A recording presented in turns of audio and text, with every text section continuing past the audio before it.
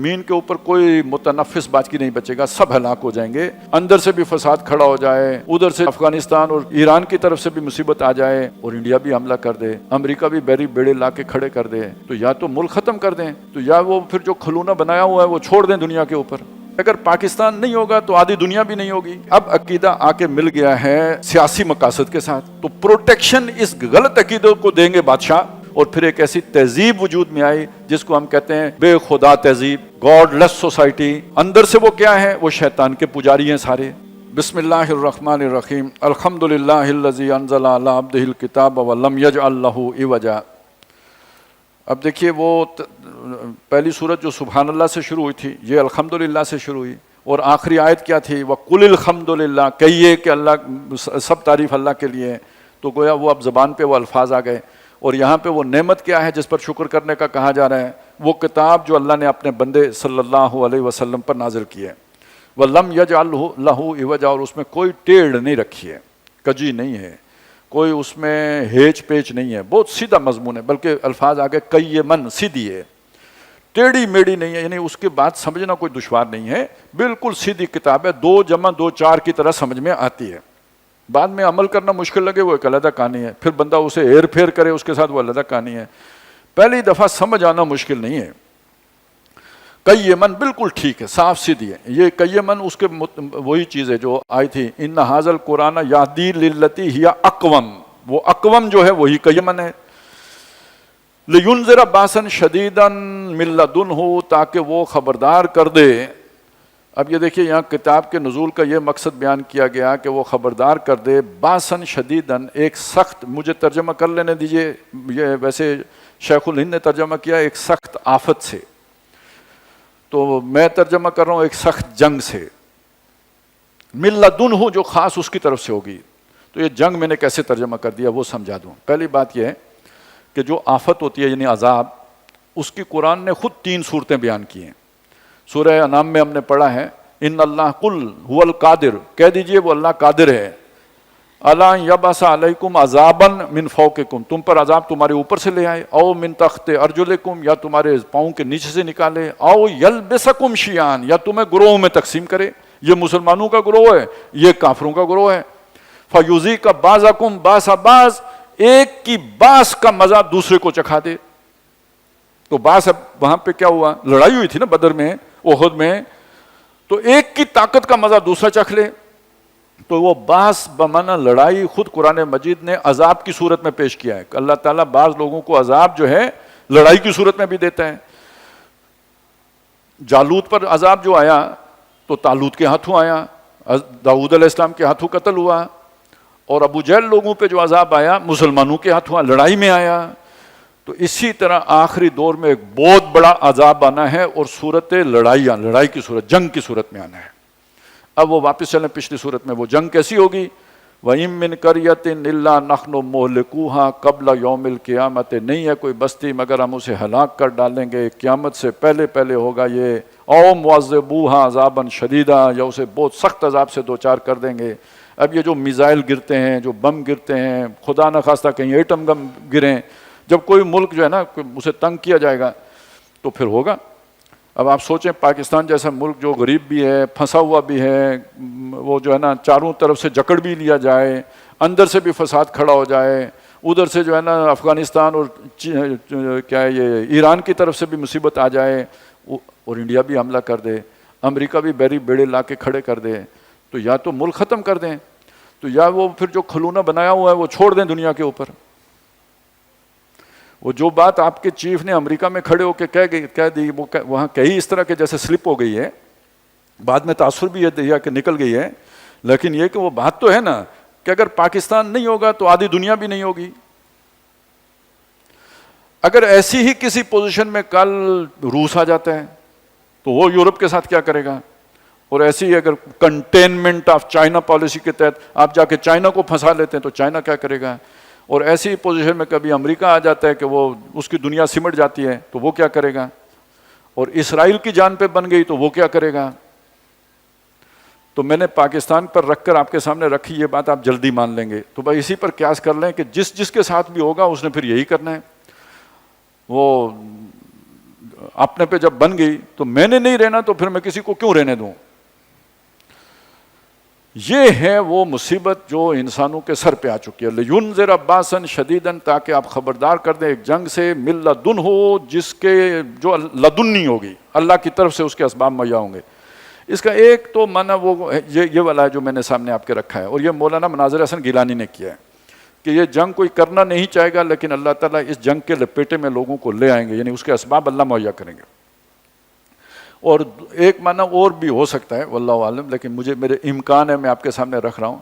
اس میں بچے گا لدنی طریقے سے کوئی بچے گا, جس کو اللہ فاتح کرے گا نا, یہ اللہ کی مدد ہی سے فاتح ہو سکتا ہے, باقی یہ کہ کوئی اپنے بل پر فاتح نہیں ہو سکتا ہے.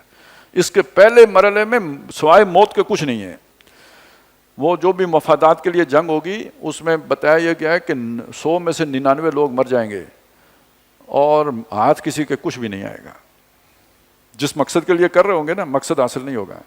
اگلے فیز میں پھر اہل حق بھی اٹھیں گے, اور وہ کوئی 7-8 سال کی وہ بھی جنگ ہے, اس کے بعد جا کے اہل حق غالب ہوں گے.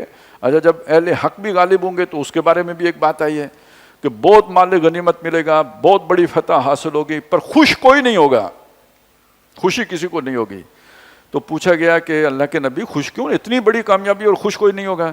فرمایا کیسے کوئی خوش ہوگا کہ اگر کسی کے 100 بیٹے تھے تو 99 مر چکے ہوں گے, تو وہ جو کچھ ملا ہے اس کی خوشی منائے یا جو چھینا ہے اس پر روئے. اس سے آپ اندازہ لگائیں اس کی ہلاکت خیزی اور تباہی اور بربادی کی. احادیث میں جو محدثین نے یہ جو جنگوں کے حوالے ہیں, وہ جو حدیثیں جمع کی ہیں جس چیپٹر کے تلے, اس کا جو عنوان رکھا ہے وہ پتہ کیا ہے؟ ملاحم اور الملحمۃ الکبریٰ اور الملحمۃ العظمیٰ. لخم کہتے ہیں گوشت کو, جیسے ہم نے پڑھا لخم الخنزیر, خنزیر کا گوشت لخم گوشت ہوتا ہے. ملخم گوشت کی جگہ, یعنی وہ جو کسائی کی دکان ہوتی ہے نا, وہ ملخم ہے. ملخمہ قیمہ, وہ جو آپ ٹکڑے ٹکڑے کر کے گوشت کو جو قیمہ بناتے ہیں وہ ملخمہ ہے. اب آپ سوچیں وہ جنگ جس کا عنوان ملخمہ ہے, قیمہ کرنے والی جنگ, ٹکڑے کرنے, اس سے بڑا عذاب کون سا ہوگا؟ اور باقی دیکھیں کوئی چیخ آئی بہت زور کی, سارے مر گئے, ایک ہی دم مر گئے. پتھراؤ ہوا, چلیں 24 گھنٹے میں مر گئے. زلزلہ آیا, دب گئے اور مر گئے. کوئی زیادہ زندہ رہا, 3 دن زندہ رہے گا پھر مر جائے گا. کوئی مکان کے نیچے آ گیا, کچھ آ گیا, مر گیا. یہ جو جنگ ہوتی ہے اس میں روز مرتے ہیں روز جیتے ہیں. آج خبر ملتی ہے فلانا مر گیا, آج خبر ملتی ہے فلانا چلا گیا, آج بیٹا چلا گیا, آج بھائی چلا گیا, آج کسی کی ٹانگ چلی گئی, آج کسی کی آنکھ چلی گئی. جو زندہ ہے وہ زندوں میں نہیں, جو مردہ ہے وہ, بلکہ یہ بھی حدیث میں الفاظ ہیں کہ قبر کے پاس سے زندہ آدمی گزرے گا, خیال کرے گا تم آرام سے ہو. وہ ویسے ہمارے ہاں تو یہ بات پہلے ہی آ گئی ہے کہ چین تو قبر میں ہی ہے, تو سچ مچ بندہ یہ سمجھے گا کہ یہ آرام سے ہے جو قبر میں پڑا ہوا ہے. اس طرح کی تباہی پھرے گی دنیا پر. اور اب جوڑیں اسے پہلی آیت کے ساتھ, نتیجہ کس بات کا ہوگا؟ قرآن سے منہ موڑنے کا نتیجہ ہوگا. اللہ نے کتاب اتاری, اس پہ شکر کرنا تھا. شکر کا مطلب کیا ہے؟ اس کا حق ادا کرنا تھا. اس سے منہ موڑا, اپنی مرضی چلائی, تو مرضی چلائی تو یہ پھر اس کا انجام ہوا. وَيُبَشِّرَ الْمُؤْمِنِينَ الَّذِينَ يَعْمَلُونَ الصَّالِحَاتِ, اور خوشخبری دیتا ہے ان لوگوں کو جو ایمان لائے, صرف ایمان نہیں لائے, انہوں نے نیک اعمال بھی کیے. ان لہم اجرا حسنا, ان کے لیے بہت اچھا اجر ہے, بہترین اجر ہے. ماکثین فیہ ابدا, اس اجر میں وہ رہیں گے ہمیشہ ہمیشہ, جنت میں رہیں گے, کبھی وہ ختم نہیں ہوگا. وَيُنذِرَ الَّذِينَ قَالُوا اتَّخَذَ اللَّهُ وَلَدًا. اب یہاں سے وہ ایک اور بات شروع ہوئی کہ یہ جو انسانیت کا جو جرم ہے, سب سے بڑا جرم کیا ہے؟ سب سے بڑا جرم ہے ابنیت کا نظریہ, اللہ کا بیٹا بنانا. یہ جو عیسائیوں نے حضرت عیسیٰ علیہ السلام کو اللہ کا بیٹا بنایا ہے, یہ بہت بڑا جرم ہے. آگے جا کے ہم پڑھیں گے سورہ مریم میں اس کے بعد کہ انہوں نے وَقَالُوا اتَّخَذَ الرَّحْمَنُ وَلَدًا, انہوں نے کہا رحمان کا بیٹا ہے. لَقَدْ جِئْتُمْ شَيْئًا إِدًّا, بہت بھاری بات ہے جو تم اپنی زبانوں پر لے کے آئے ہو. تَكَادُ السَّمَاوَاتُ يَتَفَطَّرْنَ مِنْهُ وَتَنشَقُّ الْأَرْضُ وَتَخِرُّ الْجِبَالُ هَدًّا. یہ اس سے آسمان گر پڑنے کو ہے, اتنی بڑی گستاخی ہے. زمین پھٹ پڑنے کو ہے اور پہاڑ گر جانے کو ہے. ان دعوا للرحمن ولدا, کہ انہوں نے کہا رحمان کا بیٹا ہے. اتنی بڑی گستاخی. اور یہ صرف رحمانی پر الزام نہیں ہے, یہ حضرت مریم پہ بھی بہتان عظیم ہے. تو بہت بڑی گستاخی کی بات ہے جو انہوں نے کی ہے. تو مولانا مناظر حسن گیلانی نے بھی اس پہ پورا چپٹر باندھا ہے کہ یہ نظریہ ہے، یہ اس کی برائیاں پھیلتے پھیلتے انسان یہاں تک پہنچا ہے. ما لہم بہی من علم، اس کے لیے ان کے پاس کوئی علم نہیں ہے، کوئی دلیل نہیں ہے، کوئی برہان نہیں ہے، کوئی سمجھ نہیں ہے. ولا لآبائہم، ان کے آبا کے پاس بھی نہیں تھا، یہ انہوں نے گڑھا ہے، بے خواہ گڑھا ہے، بلا دلیل گڑھا ہے. کبرت کلمۃ تخرج من افواہہم، بہت بھاری بات ہے جو ان کے منہ سے نکل رہی ہے، گستاخی کی بات، اللہ کے غضب کو بھڑکانے والی بات. ان یقولون الا کذبا، یہ نہیں کہہ رہے مگر جھوٹ بک رہے ہیں. فلعلک اللہ کا باخع نفسک، یہ اس کی تباہی کتنی پھیلے گی، بربادی کتنی آئے گی، اس کے منحوس اثرات کتنے ہوں گے. اے نبی شاید آپ اپنی جان گھول لیں گے علی آثارہم، ان نتائج کی جانکاری پر، یعنی جو اس عقیدے کے نتیجے ظاہر ہوں گے، نتائج نکلیں گے، اثرات پڑیں گے، نوع انسانی کو جو بھگتنے پڑیں گے. ان لم یؤمنوا بہذا الحدیث، اگر یہ اس حدیث پر یعنی قرآن پر ایمان نہ لائے. دیکھ قرآن نازل کیا، اس پر شکر ادا کرنا چاہیے تھا، اسے ماننا چاہیے تھا، توحید پہ آنا چاہیے تھا، نہیں آئے، اپنے اس شرک پر قائم رہے، تو جو اس عقیدے غلط عقیدے کے جو نتیجے نکلیں گے، ان نتائج کے نتیجے میں اسفن، افسوس کے مارے آپ اپنے آپ کو ہلاک کر لیں گے. یہ نوع انسانی کے جو چھتڑے اڑنے، رحمت للعالمین اس پہ خوش تو نہیں ہے نا، ہوں گے نا. تو اگر وہ آپ کو پتہ لگ جائیں، آپ اپنے آپ کو اس سے آپ غم سے گھل کے ہلاک ہو جائیں افسوس کے مارے. تو یہ نتیجے کیا ہیں، یہ نتیجے نکلے کیسے؟ دیکھیں ایک بات کہی گئی ہے، اس کے لیے کوئی علم نہیں ہے. تو علم نہ منقول ہے نہ معقول ہے. ظاہر ہے نہ تورات میں اللہ کے بیٹے بیٹی کا کوئی ذکر ہے، نہ انجیل میں اللہ کے بیٹے بیٹی کا کوئی ذکر ہے، ادھر سے چھٹی ہو گئی. اس کے بعد دوسری بات معقول ہو سکتی تھی، وہ انہوں نے کیا عقیدہ کیا بنایا، بنائیں کیا، کس کو خدا بنائیں کس کو نہ بنائیں. یہ شرک کے اندر یہ مسئلہ کھڑا ہو جاتا ہے، نامعقول بات ہے تو اس کو معقول کیسے بنائیں. اگر عیسیٰ علیہ السلام کو خدا مانتے ہیں تو حضرت مریم کا کیا کریں؟ حضرت مریم کو خدا مانتے ہیں، الہ واحد، تو پھر عیسیٰ علیہ السلام کدھر جائیں گے؟ اور دونوں کو مانتے ہیں تو اللہ کا کیا کریں گے؟ تو انہوں نے پھر ایک بات بنائی، انہوں نے کہا جی تینوں خدا ہیں، چلیں جی تینوں خدا ہیں. تو یہ واحد کا جو تصور، انہوں نے کہا یہ تینوں ایک ہیں. اچھا تینوں ایک ہیں تو یہ تو تین ہیں. انہوں نے کہا تین میں ایک ہے، ایک میں تین ہے. اب آپ کو بھی ہنسی چھوٹ گئی، کیوں؟ نانسنس ہے. اب جب آپ یہاں پہ پہنچیں گے تو پھر اگر کوئی سوال کرے گا تو اسے شٹ اپ کال دیں گے، کوئی مزید بات نہیں ہوگی اس پہ، نو مور، ختم. اور پھر بھی اگر کوئی ادھر جا کے بات کرے گا تو پھر اس کا جو ہے نا کام تمام کیا جائے گا، پھر قانون بنے گا. اگر اس عقیدے کے اوپر کسی نے بات کی تو اس کی گردن، یہ گستاخی ہے، اس سے آگے سوچنا، بریک لگاؤ، عقل پہ تالا لگاؤ، مت سوچو اس سے آگے. ایک میں تین ہوتا ہے، تین میں ایک ہوتا ہے. خبردار اگر کسی نے اعتراض کیا، اور اگر اعتراض کیا گردن تن سے جدا. یہ کوئی نیا فلسفہ تو نہیں ہے، یہ بہت پرانا فلسفہ ہے. اچھا ایک چلیں مولوی صاحب نے فتویٰ دے دیا گردن تن سے جدا، تو وہ تو چلیں کوئی پاگل کرے گا. لیکن جب یہ مولوی صاحب جا کے بیٹھ جائیں گے سلطنت روما کے ساتھ، اس کے اپنے عزائم میں، اسے پوری دنیا فتح کرنی ہے، اس فتح کرنے کے لیے اسے فینیٹکس، دیوانے، پاگل چاہیے، وہ تو اسے یہ اخبار و روبان فراہم کریں گے نا. تو یہ اب عقیدہ آ کے مل گیا ہے سیاسی مقاصد کے ساتھ. تو پروٹیکشن اس غلط عقیدے کو دیں گے بادشاہ، ان کے پاس قوت نافذہ بھی ہے، لہذا گردن تن سے جدا کرنے کا کام ان کا ہے. اور یہ جو کیا ہے پادری، اس کی کیا حیثیت ہے؟ یہ مقدس ہو گیا، یہ وہ ہو گیا نا، یہ سب سے، یعنی اب اس کے بھی آپ نے اگر کوئی گستاخی کر دی تو بھی گردن تن سے جدا.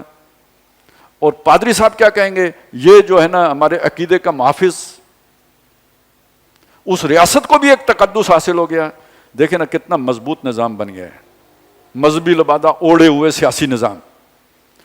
جب یہ تین مل گئے تو وہ سارا نظام بنا ہے جس کی تہمتیں اور تانے آج ہمارے لنڈے کے لیبرل جو ہے نا ہمیں دیتے ہیں کہ مولوی نے یہ کر دیا تو مولوی نے وہ کر دیا. یہ مولوی نے نہیں کیا، یہ کیا سارا پادریوں نے. اس کے نتیجے میں یورپ ڈارک ایج میں تھا. سائنس کی ترقی نہیں ہو سکتی، فلسفے پہ کلام نہیں ہو سکتا، بات چیت نہیں ہو سکتی، کچھ نہیں ہو سکتا. اور اگر کسی نے کوئی سائنس کی بات کی تو گردن تن سے جدا. یہ جن کا ذکر کرتے ہیں یہ ساری تن سے جدائیں انہوں نے کی تھی. بلکہ آپ کو میں ایک دلچسپ بات بتاؤں، یہ جب ہمارا جو بغداد میں جو ہمارے بادشاہت کا دور تھا تو ہمیں بڑے علمی جو ہے نا کیڑے کاٹا کرتے تھے. تو کچھ علماء نے یعنی اس وقت جو عالم فاضل لوگ تھے انہوں نے کہا یار وہ کوئی ارسطو بھی گزرا ہے, سقراط اور جو ہے نا افلاطون بھی گزرے ہیں, ان کا کوئی لٹریچر ہے, وہ رومی دبا کے بیٹھے ہوئے ہیں. تو ہارون رشید سے کہا کہ انہیں خط لکھو یار وہ لٹریچر ہمیں دے دیں, وہ کتابیں جو چھپا کے یعنی جن پر پابندی تھی, پڑھنے کے پر پابندی تھی کہ تم نہیں پڑھتے تو ہمیں تو استفادہ کرنے دو. مسلمانوں نے مانگی رومیوں سے. اچھا یہ خط جب پہنچا تو بادشاہ نے بلا لیا سارے اپنے مذہبی لوگوں کو. تو انہوں نے مشورہ کر کے کہا کہ یہ جو لٹریچر ہے نا یہ تباہ کرنے والا لٹریچر ہے, اس نے ہمیں بھی تباہ کیا ہے. تو ہم نے اس پہ پابندی لگائی تھی. وہ مانگ رہے ہیں نا کہ بیچ دو ان کو, ان کا بیڑا غرق ہوگا. اس طرح یہ وہاں سے نکلا ہے, صندوقیں کھلی اور یہ مسلمانوں کے پاس پہنچا. پھر مسلمانوں نے اس سے استفادہ کیا اور پھر یہ علم یہاں سے ریباؤنڈ ہو کے واپس اسپین میں پہنچا ہے. اور وہاں پھر جو غرناطہ اور جو وہاں یونیورسٹیاں تھیں وہاں پورے یورپ سے لوگ پڑھنے آیا کرتے تھے اور پھر وہاں وہ روشنی پھیلی ہے. اس کے نتیجے میں وہ بغاوت پیدا ہوئی وہاں پہ, ہمارے بھی کوئی حقوق ہیں, ہمیں بھی یہ ملنا چاہیے. یہ مسلمانوں کا کنٹریبیوشن ہے, یہ کوئی نہیں بیان کرے گا. تو وہ جبر جو تھا سارا وہ کس نے پیدا کیا تھا؟ اس عقیدے کے نامعقول ہونے کے نتیجے میں وہ جبر کرنا پڑا تھا. اب جب وہاں پہ وہ بغاوت ہوئی تو ان پر ظلم ہوا تو دشمنی کس سے ہوئی؟ مذہب سے ہو گئی. اور وہ نکلی کیسے کہ انہوں نے مذہب کو دیس نکالا دے دیا کہ یہ مذہب ترقی کے راستے میں رکاوٹ ہے, یہ مذہب جو ہے نا اس نے ہمیں جو ہے نا کسی ڈارک ایج میں رکھا تھا. یہ پادری ایسے ہیں اور ویسے اور سچ مچ ایسے اور ویسے تھے. ان کے جو ویسے تو مقدس بنے ہوئے تھے, چوغے انہوں نے مقدس پہنے ہوئے تھے, اور وہ وہاں پہ جو پھر بدکاریاں ہوتی تھیں وہ اس کا کیا آپ ذکر کریں, تو وہ ویسے تھے. یہ وہ ساری چیزیں تھیں جو اس غلط عقیدے نے پیدا کی. اور یہ وہ رٹی رٹائی باتیں ہیں جو ہمیں یہاں پہ سنائی جاتی ہیں. اسلام ایسا نہیں تھا, اسلام تو اس کے خلاف تھا. اسلام تو روشنی دینے والا تھا, وہاں بھی روشنی اسلام نے پہنچائی ہے. اور یہ گویا نبی صلی اللہ علیہ وسلم کی پھیلائی روشنی ہے جس کی کرنوں سے معمور ہو کے یورپ بھی جاگا ہے, نہیں تو سویا ہوا تھا. ہر کجا بھی نہیں جہاں رنگ و بو, آنکھ اس خاکش بے رویت آرزو, یا کہ زیر نور مصطفیٰ اورا باس, یا ہنوز اندر تلاش مصطفیٰ. یہ نو انسانی حقیقت میں محمد الرسول اللہ کی تلاش میں بھٹکی پھر رہی ہے. یہ اسے شیاطین دائیں بائیں کر دیتے ہیں. لیکن جو اصل بات ہے سمجھ لیجئے کہ دنیا میں یہ مذہب بیزاری اس غلط عقیدے کے نتیجے میں پیدا ہوئی ہے. اور پھر ایک ایسی تہذیب وجود میں آئی جس کو ہم کہتے ہیں بے خدا تہذیب, گاڈ لیس سوسائٹی. اور اندر سے وہ کیا ہے؟ وہ شیطان کے پجاری ہیں سارے. شیطان نے سب کو قابو کر لیا. عوام کو یہ روشن خیالی والی پٹی پڑھائی, مذہب بیزاری والی پٹی پڑھائی. لیکن جو رولنگ ایلیٹ ہے وہ ایبسٹین والی ہے ساری, جو شیطان کے پجاری ہیں. ان کے قبضے میں نو انسانی اس غلط عقیدے کی وجہ سے گئی. اب آپ سوچیں جس بندے کے سامنے یہ سارا تصور آئے اور اتنی بڑی اب جو بربادی آنے والی ہے ان غلط عقائد کے نتیجے میں, تو غم سے گھلے گا نہیں. کیسے سمجھاؤں, کیسے بچاؤں, کیسے ان لوگوں کے سامنے یہ بات لے کے آؤں؟ یہ ہے جسے کہا فَلَعَلَّكَ بَاخِعٌ نَفْسَكَ عَلَىٰ آثَارِهِمْ إِن لَّمْ يُؤْمِنُوا بِهَٰذَا الْحَدِيثِ أَسَفًا إِنَّا جَعَلْنَا مَا عَلَى الْأَرْضِ زِينَةً لَّهَا لِنَبْلُوَهُمْ أَيُّهُمْ أَحْسَنُ عَمَلًا. یہ اصل میں پوری صورت کے ابتدائیہ ہے جو یہاں خلاصے کے طور پر آ رہا ہے. مختلف مضامین جو یہاں بیان کیے گئے ہیں, یہ ایک اور مضمون آ گیا. اب اس میں ایک حقیقت بیان کی گئی ہے کہ زندگی کا اللہ تعالیٰ نے یہ بنائی تو یہ امتحان کے لیے بنائی ہے. یہ تکلیفیں آئیں گی, مصیبتیں آئیں گی, بہت بڑے جو ہے نا یہ جنجال ہے. لیکن یہ کہ اس کے پیچھے ایک اللہ تعالیٰ کی ایک حکمت بھی ہے. وہ حکمت یہ ہے کہ ہم نے تمہیں یہاں امتحان کے لیے بھیجا ہے. الذی خلق الموت والحیات لیبلوکم ایکم احسن عملا. یہ امتحان کیسے ہوتا ہے کہ اللہ نے اس زمین کو خوبصورت بنا. انا جعلنا ما علی الارض زینۃ اللہ, ہم نے اس زمین کو انسان کے لیے پرکشش بنایا ہے. آپ یہاں زینت کا ترجمہ یوں کر لیں نا, جیسے ایک حیوان ہوتا ہے وہ چارے کی طرف جاتا ہے, ونڈے کی طرف جاتا ہے, یا کتا ہے تو وہ گوشت کی طرف جاتا ہے. تو انسان کے لیے بھی کچھ چیزیں ایسی ہیں کہ ان کی طرف خود بخود اندر سے موٹیویشن ہوتی ہے. اب میاں بیوی ہیں یا چلیں عورت مرد ہیں تو ایک ان کے آپس میں وہ ہے, اولاد ہے. اس کے لیے نبیوں کو آ کے دعوت دینے کی ضرورت نہیں ہے کہ بھائی بچے پیدا کرو, یا اس کے لیے جو ہے نا کھانا کھانے کے لیے دعوت دینے کی ضرورت نہیں ہے. انسان کو بھوک لگے گی کہ تو کھائے گا. تو یہ جو اس کے اندر کیڑے رکھ دیے ہیں اللہ نے, یہ اٹریکشن پیدا کر دی تاکہ نظام زندگی چلے. کھیتی باڑی اس کے لیے محبوب بنا دی, مال و دولت اس کو عزیز ہے, جمع کرنے کا شوق ڈال دیا, سارا کام خود کرتا ہے. گھر کا شوق ڈال دیا, گھر بناتا ہے. انا جعلنا ما علی الارض زینۃ لہا. اور یہ سارا ہم نے یہ اس لیے کیا کہ دنیا کا نظام بھی چلے اور ایک بات اور بھی ہو لنبلوہم ایہم احسن عملا, تاکہ ہم انہیں جانچیں, امتحان لیں کہ ان میں اچھا عمل کون کرتا ہے. ایک طرف یہ دنیا کی محبتیں ڈال دیں, دوسری طرف دعوت دی اس کو اللہ کی محبت کی. اب یہ دیکھتے ہیں کہ اللہ کو محبوب جانتا ہے یا دنیا کی طرف جاتا ہے. رخ روشن کے آگے شمع رکھ کر یہ کہتے ہیں ادھر آتا ہے دیکھیے یا ادھر کو پروانہ جاتا ہے. اب یہ امتحان ہے, پہلا امتحان انسان کا یہ ہے. اب آپ سوچیں یہ امتحان, اس میں آدم علیہ السلام بھی تھے, آدم علیہ السلام کے بیٹے بھی تھے, یہ چلتا رہا. اب ایک اور کام ہو گیا کہ جب انسان خدا سے کٹ گیا, وہ جو بات میں نے پیچھے آپ کو سنائی تھی, قل ادعوا اللہ عبد الرحمن ایما تدعوا فلہ الاسماء الحسنی, اس سے کٹ گیا اور وہ فوکس کر لیا اس نے کلمات اللہ پر. قل لو کان البحر مدادا لکلماتہ لنفد البحر قبل ان تنفد کلماتہ. جب اس کی فوکس ہو گیا اس کائنات کے اوپر, اللہ سے کٹ کر وہ اس میں کھو گیا. یہ کائنات دیکھ کر, اس کے ذرے دیکھ کر اسے اللہ یاد نہیں آیا, اللہ کی عظمت اس کے دل پر نہیں بیٹھی, اللہ کی معرفت اسے حاصل نہیں ہوئی. خود ان چیزوں نے اسے اپنے اندر اس طرح جکڑ لیا کہ اللہ سے بالکل غافل ہو گیا. امتحان میں کامیاب ہوا یا ناکام ہوا؟ اچھا, یہیں پہ بات نہیں رکی, اس نے کائنات کے کچھ راز پائے, اس نے یہاں پہ مختلف انرجیز دریافت کی, پھر اس سے آگے ان کو یہ اب جو انرجی اس نے قابو کر لی.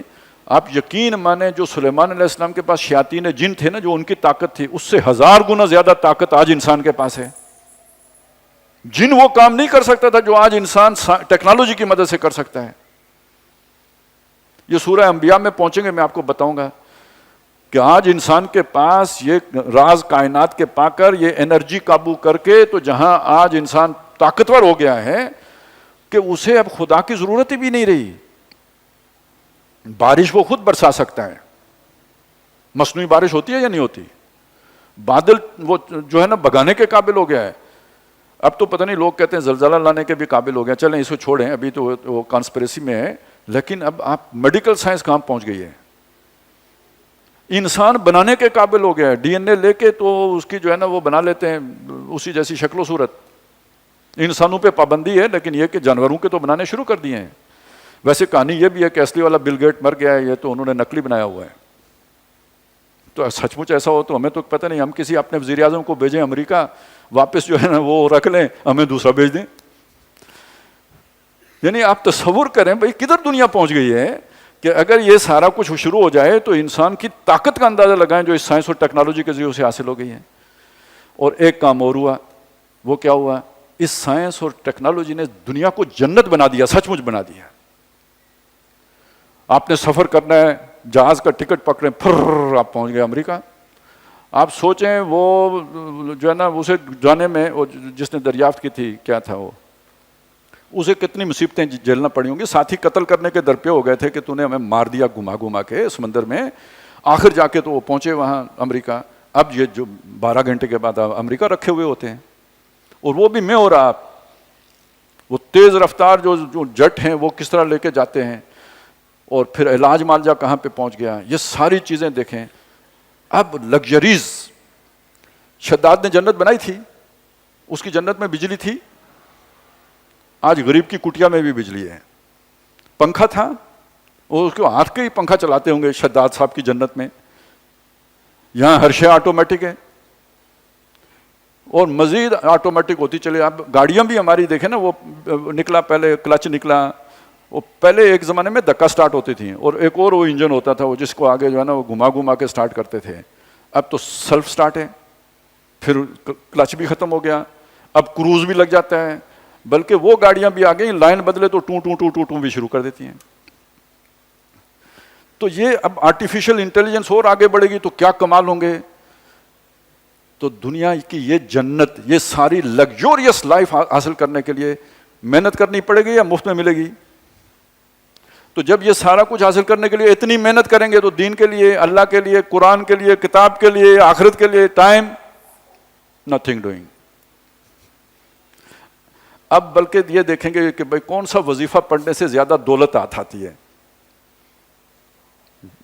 یعنی وظیفہ بھی اب دولت لانے کے لیے, نماز بھی اس لیے کہ نیک کے منہ لگیں گے صبح تو دن میں دولت زیادہ آئے گی، خیر و برکت زیادہ ہوگی. یہ سوچ، یہ اپروچ. دین کی تعلیم بھی کیوں؟ کیریئر، ہدایت کے لیے نہیں. اکیڈمی کھولیں گے، رات کو گوروں کو پڑھائیں گے، کافی پیسے آتے ہیں. تو دین کی تعلیم ہو یا دنیا کی تعلیم ہو، نوکری کے لیے، جاب کے لیے، پیسے کے لیے. کیوں؟ پیسے سے جنت. تو امتحان پھر دیکھیے کتنا شدید ہو گیا. جتنا یہ انسان نے وسائل جمع کیے اتنا ہی امتحان مشکل ترین ہو گیا. اپنی مرضی سے شیطان کے راستے پہ، آخرت کے راستے کو چھوڑ کے ذل سعیہم فی الحیات الدنیا، ساری محنت دنیا میں گم ہو گئی. انا جعلنا ما علی الارض زینۃ لہا لنبلوہم ایہم احسن عملا. لیکن اب یہ ہے اصل وین اگر کسی کو آ جائے، وَإِنَّا لَجَاعِلُونَ مَا عَلَيْهَا صَعِيدًا جُرُزًا، اس کے اوپر جو کچھ بھی ہے ہم اسے کرنے والے ہیں. جیسے کٹی ہوئی کھیتی ہوتی ہے، کھیتی ہوتی ہے، لہلاتی ہوتی ہے، بڑی خوبصورت ہوتی ہے، مزین ہوتی ہے، دیکھ کے طبیعت کو بھاتی ہے، ایک دن چورا چورا ہو جاتی ہے، کاٹ دی جاتی ہے. یہ زمین کی رونق بھی ہم سمیٹ لیں گے، ختم کر دیں گے. یہ اس کا انجام ہے. ویسے جو مرے اس کا تو ادھر ہی رہ جاتا ہے سب کچھ، کچھ بھی ساتھ لے کے نہیں جاتا. اب آگے ایک واقعہ بیان ہو رہا ہے. ام حسبت ان اصحاب الکہف، کیا آپ نے یہ سمجھا ہے کہ یہ جو کہف والے تھے، والرقیم، اور جو تختی والے تھے، یہ ایک رائے یہ کہ یہ دو مختلف لوگ تھے. یہ کسی غار میں پھنس گئے تھے، انہوں نے اپنی کوئی نیکی کا جو ہے نا وہ واسطہ دے کے تو وہ نکلے تھے. ایک رائے یہ ہے کہ یہ وہ رقیم والے وہ ہیں. ایک اور رائے بھی ہے کہ یہ ایک ہی لوگ ہیں. کہف والے یعنی جو جا کے بیٹھ گئے تھے اس میں، وہ سوئے رہے 300 سال تک یا 309 سال تک، آگے ہم پڑھ لیں گے. اور انہیں رقیم والے اس لیے بھی کہتے ہیں کہ وہ ان کے پاس تورات تھی، وہ تورات لے کے گئے تھے، اب جو ہے نا بائبل لے کے گئے تھے، تو یعنی کتاب ان کی بنیادی پہچان بن گئی تھی، تو اس لیے اصحاب رقیم کہتے ہیں. اور ایک رائے یہ ہے کہ اس لیے بھی کہتے ہیں کہ چونکہ وہ بھاگ گئے تھے، ان کا ریکارڈ جو ہے نا پیچھے تختی کے اوپر لکھا ہوا تھا، تو گویا وہ کہ جن کا ریکارڈ تختی کے اوپر درج تھا. تو بہرحال یہ زیادہ قرینے قیاس ہے کہ یہ ایک ہی لوگ تھے، دو علیحدہ علیحدہ لوگ نہیں تھے. کانوا من آیاتنا عجبا، یہ ہماری کوئی عجیب نشانی تھے. یہ اصل میں یہ جو ترکی اور قبرص کے درمیان کا کوئی علاقہ ہے نا، اس علاقے میں یونان کے ساتھ اس علاقے میں یہ لوگ تھے. اور اس زمانے میں اس علاقے میں دقیانوس نام کا کوئی بادشاہ تھا، اس کی حکومت تھی، اور یہ ہو گئے تھے عیسائی، اور وہ تھا مشرک. اور اس کے دربار میں یہ نوجوان تھے، پیش کیے گئے، اور اس نے انہیں موقع دیا کہ توبہ کرو، نہیں تو میں تم سب کو قتل کر دوں گا. اور یہ وہاں سے بھاگ گئے. ظاہر ہے اشرافیہ کے اگر بچے ہوں گے تو انہوں نے نکال دیے ہوں گے، وہ نکل گئے وہاں سے. نکلے یہ جا کے غار میں بیٹھے، اور یہ وہاں پہ 300 سال تک سوئے رہے. پھر اللہ تعالیٰ نے انہیں دوبارہ اٹھایا. دنیا بدل چکی تھی. دنیا بدل یوں چکی تھی کہ یہ تقریباً سن 150 کا واقعہ جب یہ جا کے سوئے ہیں، اور سن 300 میں پوری سلطنت روما کرسچن ہو گئی تھی. تو جب یہ 450 میں جاگے ہیں تو ان سب کو عیسائی ہوئے اس پورے علاقے کو 300 سال ہو گئے ہوئے تھے. اور وہ چونکہ ریکارڈ روم میں 7 بندوں کے بھاگنے کا ذکر موجود تھا کہ سب سے پہلے جو لوگ عیسائیت جنہوں نے قبول کی تھی، تو وہ اب تو بزرگ تھے، یعنی لوگوں کے ذہنوں کی حد تک وہ بزرگ تھے. تو اللہ تعالیٰ نے جب ان کو سامنے لایا تو لوگوں نے ان کی بڑی عزت کی، احترام کیا. یہ وہ سارا واقعہ مسلمانوں کو کیوں سنایا؟ اس لیے کہ اب وہ غار حرا سے تو نکل آئے تھے، لیکن اب آگے غار سور والا مرحلہ درپیش تھا. وہ اس سے ملتی جلتی بات تھی. مسلمانوں کے لیے بھی حالات تنگ تھے. اب یہاں سے نکلنا ہے اور جا کے مدینے میں اپنا جو ہے نا وہ بیس بنانا ہے اور مقابلہ کرنا ہے. اور آج کے ساتھ اس کا کیا تعلق ہے، یہ ہم آگے چلیں گے تو پڑھیں گے. ام حسبت ان اصحاب الکہف والرقیم کانوا من آیاتنا عجبا، یہ ہماری کوئی بہت عجیب نشانی ہے. اذ اول فتیۃ الی الکہف، جب چند نوجوانوں نے جا کے پناہ لی تھی ایک غار میں. فقالوا ربنا آتنا من لدنک رحمہ، تو انہوں نے کہا ہمارے رب ہمیں اپنے پاس سے رحمت عطا فرما. اب آپ نوٹ کریں، اوپر آیا تھا لینذر باسا شدیدا من لدنہ، تاکہ خبردار کر دے اس جنگ سے جو خاص اللہ کی طرف سے ہوگی. اب یہاں پہ وہ کیا کر رہے ہیں، اے ہمارے رب ہمیں رحمت عطا فرما اپنے پاس سے، دونوں کو جوڑیں. تو مطلب یہ بنے گا کہ اس زمانے میں جب وہ جنگ شدید من لدن والی ہوگی تو بچت جو ہے وہ اللہ کی طرف سے خصوصی ہی جس کو نصیب ہوگی تو وہ ہوگی لدنی رحمت ہی سے بچے گا، اس کے بغیر بچت ممکن نہیں ہوگی.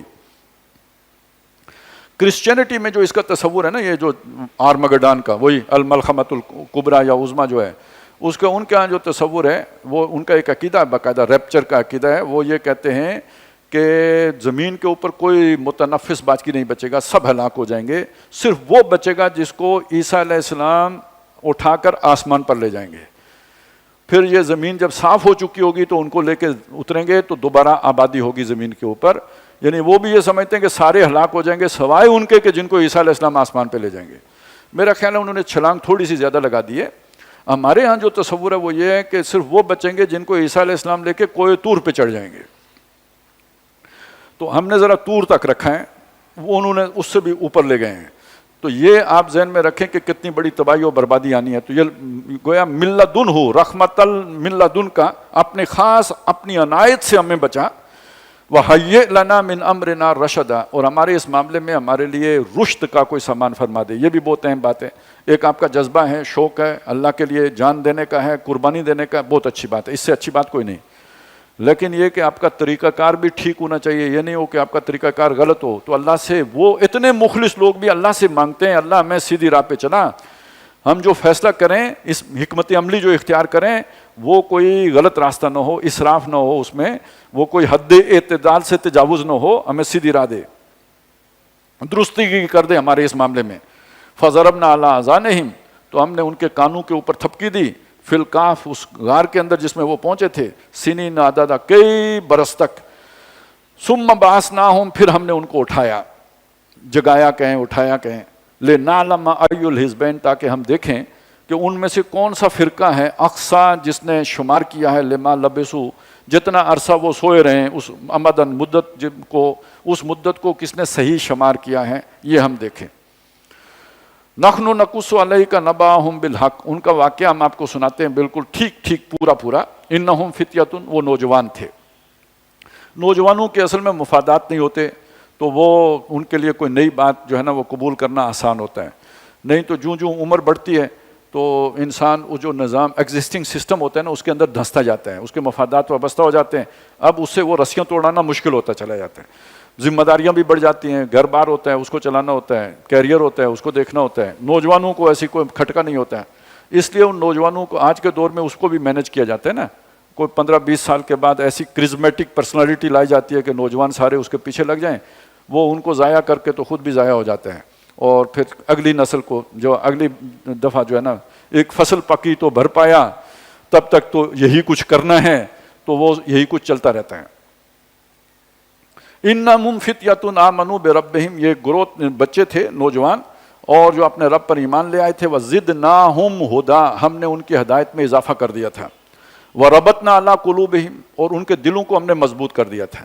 یہ ایک ابتدائی ہدایت ہوتی ہے، اس کے بعد اللہ تعالیٰ نے گویا ان کی انگلی تھام لی، ہدایت میں بھی اضافہ کر دیا، دل بھی مضبوط کر دیے، دلوں کے اندر کوئی وسوسہ نہیں، کوئی شک نہیں، کوئی شبہ نہیں، کوئی کمزوری نہیں، کوئی خوف نہیں، کوئی ڈر نہیں، یہ دل مضبوط ہو گئے۔ اس کاموں، جب وہ کھڑے ہوئے، کہاں کھڑے ہوئے؟ جب ان کی طلبی بادشاہ کے سامنے، اس سے پہلے کتنے مراحل گزر چکے ہوں گے، بادشاہ تو آخری نمبر پہ آتا ہے، تو وہ پہلے سب کو بھگتایا، ماں باپ کو بھگتایا ہوگا، انہوں نے کہا ہوگا کیوں اپنی زندگی بھی خراب کرتے ہو، ہمارا کیریئر بھی داؤ پہ لگاتے ہو، ہماری کیا حیثیت رہ جائے گی، بہت کچھ ہوتا ہے، کوئی واسطہ دیتا ہے، کوئی بہنیں واسطہ دیتی ہیں، کوئی بھائی واسطے دیتے ہیں، کوئی والد ڈراتے دھمکاتے ہیں، کوئی والدہ روتی ہیں، یہ سب کچھ ہو گیا، آخری یہ کہ بادشاہ کے سامنے پیش ہو گئے۔ تو جب وہاں کھڑے انہیں فقالو، تو انہوں نے کہا ربنا رب السماوات والارض، ہمارا جو رب ہے وہ آسمانوں اور زمین کا رب ہے۔ یہ کس کو کہہ رہے ہیں؟ جو خود رب ہونے کا دعویٰ کر رہا ہے، کہہ رہا ہے میرا آرڈر چلے گا، وہ اسے کہہ رہے ہیں تمہارا آرڈر نہیں چلے گا، اتھارٹی تیری نہیں ہے، اتھارٹی تو اس کی ہے، یہ ریٹ کا جھگڑا ہو گیا ہے، گویا اس کی ریٹ چیلنج ہو رہی ہے، اس کے منہ پہ کہہ رہے ہیں کہ ہمارا رب وہ ہے، لن ندعو من دونہ الہا، اس کے سوا ہم کسی اور معبود کو نہیں پکاریں گے، کسی کی اتھارٹی تسلیم نہیں کریں گے، اس کی مانیں گے۔ اچھا دیکھیں، وہ پہلی بات بھی کہنا کافی تھا نا، جو دوسری بات کہنے کی ضرورت اضافی، یعنی مزید غصہ دلانے کی کیا ضرورت ہے، اتنا کھول کے بیان کرنے کی کیا ضرورت ہے، ملفوف انداز میں کرو۔ تو یہ فقیہ مسلط بینج اور ہوتا ہے، اور داعی حق اور شے ہوتا ہے۔ داعی حق کا کام یہ ہے غصہ آئے تو آئے، بات پوری پہنچ جائے، وہ پوری بات پہنچانے کے لیے بت توڑنے پڑیں توڑ دو، لوگ جمع ہوں پوچھیں کیا ہوا تھا، کہے یہ اس نے کیا، اس سے پوچھو، جب وہ تھوڑا سا سوچیں تو اس کے بعد کہو کہ ٹھیک ہے ان سے پوچھو، یہ نہیں بول سکتا تو اس کو پوچھتے کیوں ہو، اب چڑھتا ہے غصہ تو چڑھے, آگ میں پھینکتے ہیں تو پھینکیں. بات سمجھ میں آ گئی ہے نا, اچھی طرح اتری ہے نا دماغ. یہ فنکشن ہے نبی کا. ان کو بھی اللہ نے مقام دعوت پہ کھڑا کیا تھا, لہذا انہوں نے کوئی گول مول بات نہیں کرنی تھی جیسے ہمارے اصحاب کر لیں, بلکہ یہ کہ انہوں نے پوری بات کھول کے رکھی ہوئی اس کے سامنے. یہ ہوتی ہے رشد. وہ جو مانگی تھی نا, رشد کا مطلب یہ نہیں ہے کہ بھئی آپ بالکل ہی چھپ کے بیٹھ جائیں, اور یہ بھی نہیں ہے کہ بالکل پھٹنے پہ آ جائیں. آپ نے بات سمجھانی ہے اگلے کو اور سمجھا کے آنا ہے. اس پہ بات جو ہو, جو بے شک ہو. لن ندعو من دونہ الہ, اس کے سوا ہم ہرگز کسی کو بطور الہ کے تسلیم کرنے کے لیے تیار نہیں ہیں. الہ وہاں پہ کون بن کے بیٹھا ہوا تھا؟ وہ جس کے سامنے یہ بات کی جا رہی ہے. لقد قلنا اذا شططا, اگر ہم یہ بات کریں یہ نادانی کی بات ہوگی, بے وقوفی کی بات ہوگی. یہ کون بے وقوف ہے؟ جو سارے درباری ہیں سمیت بادشاہ کے, سب کو احمق بھی بنا دیا, کہہ بھی دیا. اگر ہم یہ بات کریں تو حماقت کی بات ہے, بے وقوفی کی بات ہے, بے عقلی کی بات ہے. بات یہاں بھی نہیں رکی. ہاں اولائے قومنا, یہ ہماری قوم ہے, یہ سارا جو دربار بھرا ہوا ہے یہ ہماری قوم ہے. اتخذوا من دونہ آلہہ, اس خدا کو چھوڑ کے, رب السماوات والارض کو چھوڑ کے انہوں نے اور بنا رکھے ہیں الہ, معبود اور حاکم. لولا یاتون علیہم بسلطان بین, یہ کیوں نہیں لے کے آتے اس کے اوپر کوئی کھلی سند, کوئی دلیل, کوئی عقلی نقلی دلیل.